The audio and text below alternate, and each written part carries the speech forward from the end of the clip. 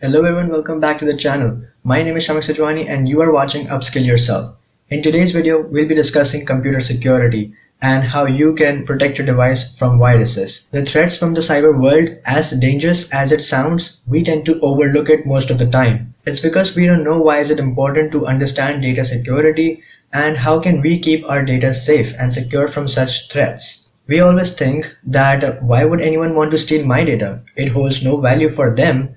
However, it holds all the value for you. So in this video, I will be sharing with you 5 easy ways, 5 easy steps that you can do right now to protect your device. And if this sounds interesting to you, drop a like to the video, comment and share as it really helps me a lot, and subscribe to the channel if you haven't already. And without further ado, let's get into the video. So back to could be us.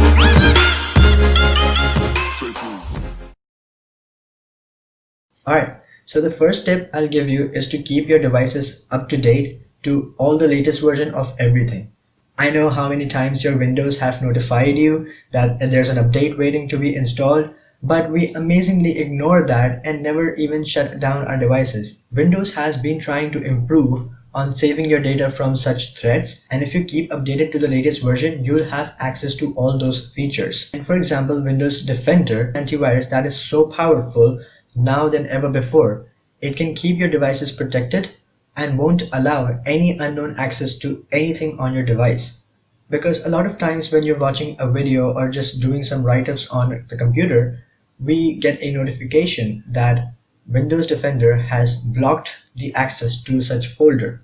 And you'll be wondering, I did not open this folder, then who did?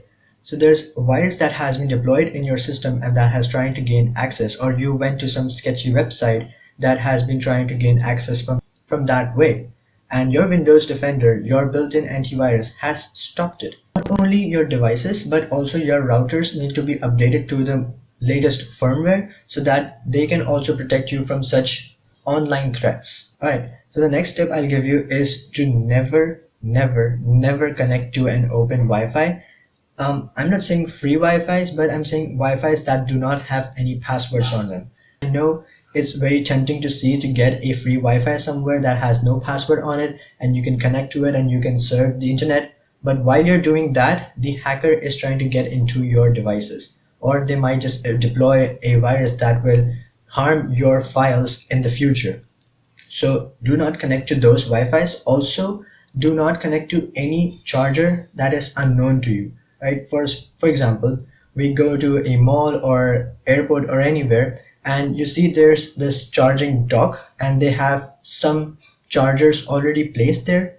You don't know whose charger are there, if someone left it on purpose so that you can connect and complete the circuit and they can get access to your device, or it's the malls or airport facilities that have been provided to you. So do not connect to any of these chargers unless you are completely sure about it.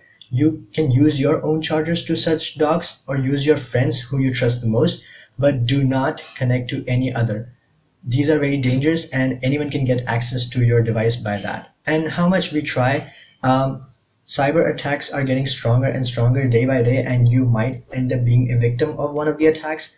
So in order to be protected later on, what you can do is have a backup of your data, right? Either do it online or do it offline. What I mean by that is online backup data is cloud services. You have many cloud options. You have iCloud, you have Google Drive, you have OneDrive, you have many other options as well. So use those options to make a backup online, and also try to keep a backup offline using an external hard drive or using any USB stick. Also, never keep a backup on the same device. If you're keeping a backup on the same device and if your device gets corrupted in any way, you will also be losing the backup that you have made. So it's of no use if you're keeping this data on the same device. Keep it somewhere else, like on another device or somewhere safe that you know, even if there's a robbery or anything, you still have your data secure.